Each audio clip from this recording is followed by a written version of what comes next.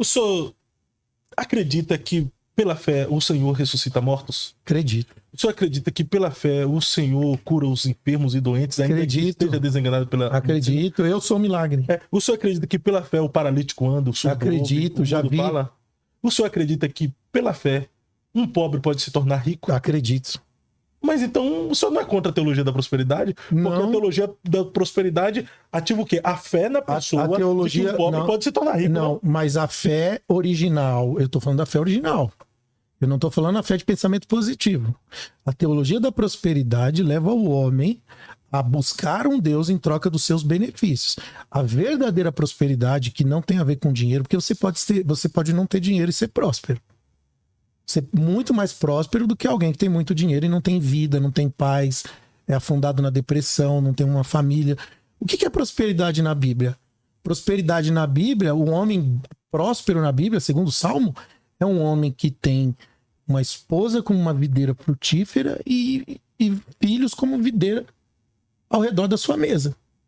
É isso que a Bíblia diz sobre um homem próspero. É uma família estruturada, são pessoas felizes que estão vivendo o propósito de Deus. Então tem gente que tem muito e não tem nada ao mesmo tempo. A questão que a gente tem aqui, que a gente está girando em torno dessa discussão, dessa conversa, é que o motivo do meu culto é o que define o culto. Mas na visão do senhor... O motivo do meu culto define o culto. Se o motivo do meu culto é adoração a Deus, como Paulo disse, eu aprendi a estar contente em toda e em qualquer circunstância. Eu aprendi a ter fartura e eu aprendi a viver na escassez. Isso para mim é adoração. Então Deus prospera? Prospera. Como também o servo de Deus pode passar privações. O bispo disse uma coisa aqui, que eu até ia perguntar aqui para ele. Ele disse que pessoas, mau testemunho diante de Deus é a pessoa passar um perrengue. O senhor pode fazer essa pergunta para ele, mas deixa eu fazer uma... Eu não falei isso. Falou, só voltar. Não, pelo amor de Deus. Eu disse que o testemunho de prosperidade é para glorificar Deus. Que se a pessoa dá mau testemunho quando ela não tem. Não, eu não falei isso. É só tá voltar, bom, então depois você vai analisar e avaliar. Eu ainda, inclusive, eu falei, essa seria até uma fase minha que eu não teria condições de ir. Porque realmente não estou na melhor condição financeira minha. Mas eu cria que Deus ia me abençoar e me abençoou. Eu profetizei e se cumpriu. Mas não é antagônico contra aquilo que o senhor acredita e prega? Não. Que o senhor serve a um Deus e ele te dá tudo mediante a sua festa. Até o senhor usou aquela expressão, eu fiz o voto e não tinha como Deus não fazer o que eu queria. Porque eu sei, então, ele me tem como mas filho. Só fala, eu não estou em uma fase financeira. Deus agora... Não, eu não estou numa fase financeira a ponto de viajar para os Estados Unidos. Você sabe que tem que entender que é passagem, é compra, eu tenho 3 netos que moram lá. Você imagina o que é você sair com eles, com o dinheiro do Brasil. Então é essa a condição. Agora, eu nunca passei perrengue minha vida inteira. Nunca passei uma necessidade. Então o senhor... Passei momentos difíceis, passei. Nunca uma necessidade. Então o senhor segue a risca aquela passagem, né? Eu fui moço, hoje sou velho, não vi um justo desamparado, minha sua descendência mendigar o pão. E quem tá mendigando pão e é fiel a Deus? E aí? Então, não, às vezes tem propósito também até nessas pessoas, porque alguma coisa pode ser que esteja acontecendo que Deus queira tratar. Eu vou dar um exemplo. Ele citou Paulo. Paulo viveu isso, Barnabé não. E o próprio Senhor fala, ele é um vaso escolhido para sofrer. Porque o apóstolo Paulo, ele sabe dele, ele próprio, ele fala dele do orgulho, da jactância dele, da soberba. Ele tem um espinho na carne por causa daquilo que ele tinha. As revelações que ele tinha podiam fazer dele um homem se achando. Então, há uma diferença em Deus tratando o apóstolo Barnabé e o apóstolo Paulo. Porque cada um vai ter uma experiência. No caso do apóstolo Paulo, ele foi um vaso escolhido para sofrer. Barnabé não foi. Filho das consolações. Então, esse é o diferencial. Então, eu acho que a gente pega, muitas vezes, um contexto de alguém que tem uma expressão de vida e uma forma de ser da Bíblia e aplica aonde a gente quer e não pode. A gente tem que ver direito com quem está aplicando e quem merece. Quando eu falo que eu sei que Deus me apoia, eu tenho certeza.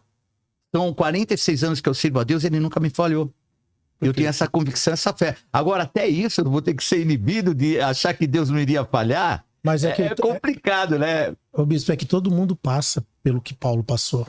Não. Biblicamente. Não, todo mundo, por favor. Romanos 5:3. Gloriemo-nos nas tribulações. Por quê? Porque a tribulação produz paciência. Por paciência e favor. experiência. Não, a experiência diga que todo mundo vai passar por tribulação, porque ele falou para se gloriar nas tribulações. Todo mundo passa. Vou repetir para você.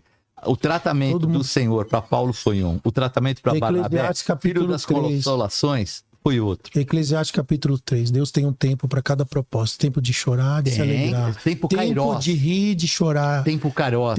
Tempo de escassez, tempo de abundância.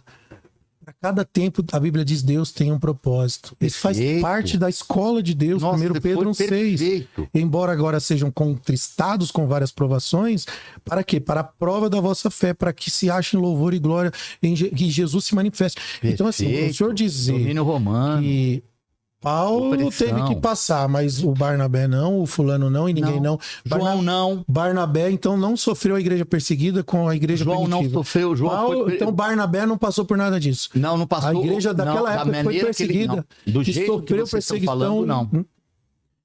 Olha, eu fico com a Bíblia. Historicamente, olha só. Vê João. O contexto da nossa adoração a Deus é o que dá base para aquilo que a gente está discutindo aqui hoje.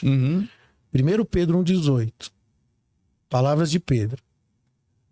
Vocês estão cientes que não foi mediante a valores perecíveis como prata, ouro, que vocês foram resgatados do modo vazio de vida sem sentido, legado dos vossos antepassados, ou seja, os pagões.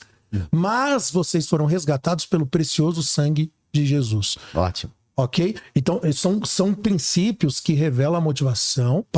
Pedro está ensinando a igreja. A gente vai encontrar isso aqui também. Filipenses 3,18. Paulo está dizendo agora, com lágrimas nos olhos, e aí ele diz uma coisa muito pesada. Vocês se tornaram inimigos da cruz de Jesus Cristo. E aí ele vai dizer por quê. Porque vocês fizeram do Deus de vocês o seu estômago, e aí ele explica como. Vocês só pensam nas coisas terrenas. Tá falando pra quem? Nossa cidadania está no céu, de onde esperamos ansiosamente um Salvador. Tudo isso daqui, ô bispo, dá base para a motivação correta da nossa adoração, que não pode ser coisas materiais. Isso quebra a teologia da prosperidade. Não, eu não estou falando que esse é nosso objetivo. Eu estou falando de um Deus que se alegra outro texto de nos abençoar. Para o senhor me responder. Tiago 4,13. Não, me desculpe, você não falou que texto é aquele? Para quem ele está falando? Tiago tá falando pra igreja. Para que igreja? A igreja de Jesus, velho. Não, mas que igreja? Qual o trecho? Faz diferença a igreja? Faz, lógico, o contexto. Faz diferença pro muito, qual contexto? Fala muito, porque se você vai falar com a igreja de Corinto, você vai falar um determinado assunto. Lá era uma igreja portuária, uma igreja que tinha muito pecado, tinha uma série de coisas. Você vai falar para Tessalônica, você vai falar outra coisa muito diferente. Na Tessalônica não tinha pecado. Ah, por favor. Não, é o que o senhor está tentando me dizer. Agora, bem Tiago, que não existe contextualização. Outro texto. Então vai para a África e leva o evangelho do Brasil da forma e vai aplicar na África, vai ver se vai dar certo. O senhor que está tentando fazer um malabarismo para fugir do que o texto está dizendo. Não, você está fazendo malabarismo. Eu estou lendo o texto. Não, você está lendo o trecho de uma carta. O texto que o senhor está negando. Me fala qual é, cara, não estou negando. Tiago 4, Até 3. Hoje não lhe neguei. Me explica esse texto. Palavras de Tiago. Agora, por favor, ótimo. Preste atenção. Vocês aclamam assim, hoje, amanhã iremos a tal cidade, estabeleceremos ali por um ano, negociaremos, obteremos lucro. Contudo, vocês não têm poder de saber o que acontecerá no dia de amanhã. O que é a tua vida? Vocês são simplesmente como uma neblina que aparece por um tempo e se dissipa. Em vez disso, vocês deviam afirmar, se o Senhor quiser. Explica pra mim, vai lá. Então eu te explico. Primeiro, você sabe quem é esse Tiago? Vai fazer malabarismo. Não, me fala quem é esse Tiago. Malabarismo não. Eu vou falar da verdade. Vocês muitas vezes usam trechos por suposição, por aquilo que há no seu coração. Agora você não sabe contextualizar de acordo com a verdade. Porque quem é esse Tiago? Você sabe quem é? Explica aí, pastor. Vai lá. Por favor. Não, você não é o conhecedor da Bíblia? É que você faz os seus malabarismos. É que eu sei que é difícil pro senhor responder isso aqui. Não, vou responder agora para você. Vai lá, Tiago, irmão de Jesus. Ele fala nessa mesma carta. Foi bom eu ter passado por aflição. Ele fala. Ele mesmo fala por tudo que ele passou, porque ele fala do processo que ele passou de aflição num local onde nós sabemos chamado Jerusalém, que passou por uma situação muito complicada de fome, de deserto, de dificuldade. E ele vai se tornar um apóstolo, um dos principais líderes da igreja. Então, o contexto que ele fala sobre isso, ele está chamando a atenção mesmo. Ele está levando a atenção para a igreja no contexto de entender que ele próprio sabe o que é sofrer naquela situação e ele então estimula a pessoa não só confiar. Agora, sabe, é muito fácil tirar fora do contexto histórico, espiritual. Mas o senhor não me desculpa, isso tudo que o senhor falou não nega o que o Tiago está ensinando para a igreja na carta. Não estou dizendo não que nega. Não tá. O momento daquela igreja é o momento que ele passou. E ele está levando algo então, ótimo, porque Jerusalém vai ser destruída daqui a alguns anos. O Tiago está falando sobre a experiência dele e não ensinando a igreja. Não, ele está ensinando a igreja depois do que ele passou. Você lembra que ele zombava do irmão? Dizendo isso para a igreja? Você lembra que ele zombava do irmão? Você lembra que ele falava? Ué, você não é o Cristo? Vai lá se apresentar. O senhor não concorda que o que o Tiago está pregando para a igreja vai contra o que o senhor está ensinando? Não, de maneira nenhuma. Pelo contrário. O que o senhor ainda ele fala, a fé sem obra é morta. E você pode me falar que a fé, ela tem um contingente só de fé? Não, a fé sem obra é morta. Hoje então, ou amanhã... a obra, eu ajudar financeiramente, eu apoiar, faz parte da salvação. Ô bispo, reflete direitinho. Prestai atenção. Hoje iremos em tal cidade. Estabeleceremos ali por um ano. Negociaremos, teremos lucro. Tiago está falando para você que está projetando na sua vida fazer o que você acha que para lucrar. Contudo, vocês não têm poder de saber o dia de amanhã. Perfeito. Você não tem poder, você é como uma fumaça. É isso que ele está dizendo, que se dissipa.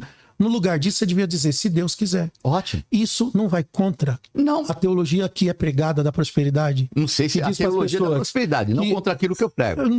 Tudo bem. A teologia dizer assim para as pessoas, faz um voto para receber um milagre amanhã, faz não sei o que para ser próspero, para alcançar o lucro. Não vai contra isso aqui que está... Não. Como não? Como não? Como não? Simples e fácil, sabe como? Como eu vou te repetir, nós não repetimos um testemunho. E as pessoas que vão lá e são gideões, eles todos têm sido abençoados, inclusive eu. Na feitiçaria tem testemunho, na macumba tem testemunho, no catolicismo tem testemunho. Baal dá testemunho. Fruto de justiça, é o que a gente precisa. Já falamos sobre isso, você vai remontar isso? Não, tá bom. É porque Baal, o senhor está remontando. Baal, a mesma forma de adoração a Baal era a forma de adoração a Yahvé. O sentimento é até próximo. Só a maneira de fazer e o objetivo era outro. Eram pessoas prostituídas, eram pessoas malignas, como existe hoje. Então o senhor está dizendo que até quando tinha sacrifício de humano, era o mesmo tipo de adoração? Não, eu já falei, a prática era diferente. Acabei de falar para você agora. Não. A adoração bíblica não é em troca de favores, é ingratidão. Não, é para ser propício. O Deus queria ser propício. O Baal poderia ser propício, o Deus não. Mas na hora que fechou os céus para Elias, ficaram sabendo que era o verdadeiro Deus. O bispo, o judeu, ele não presta culto para receber. Ele presta culto porque ele já recebeu, ele entende a herança.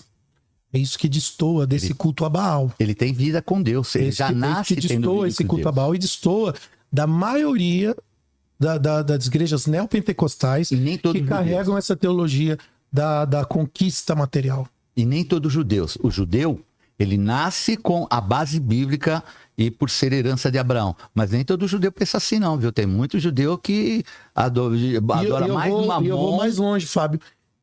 Mais mamon do que se existe teologia da prosperidade, Deus. Essa teologia foi criada por Satanás desde a queda.